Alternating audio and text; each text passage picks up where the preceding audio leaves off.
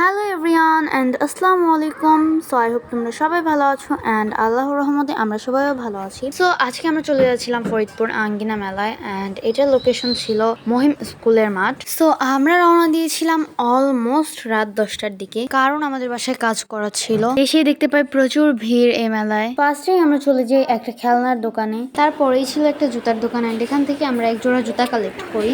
চলে গিয়েছিলাম আমার ফেভারিট কসমেটিক্সের দোকানে। আমার ছোট বোন কিনেছিল চুড়ি, আমি অন্য একটা দোকান থেকে ক্লিপ কালেক্ট করি। আমরা চলে গিয়েছিলাম ছোট ছোট হাড়ি পাতিল এর দোকানগুলোতে অ্যান্ড এখান থেকে আমরা অনেকগুলা জিনিস কিনে নিয়েছিলাম। অন্য আরেকটা দোকান থেকে আমরা জগ অ্যান্ড বদনা কালেক্ট করি। মেলা পরিদর্শন করতে করতে আমরা মেলার শেষ প্রান্তে পৌঁছে যাই। এই দোকানে দাঁড়িয়ে আমরা মিষ্টি মুখ করি। দেন এই দোকান থেকে আমরা কিনেছিলাম বুরিন্দা আর নিমকি। আচারের দোকান থেকে আমরা খেয়েছিলাম 3 রকমের চালতার আচার, তারপরে খেয়েছিলাম সুস্বাদু ডিম পিঠা।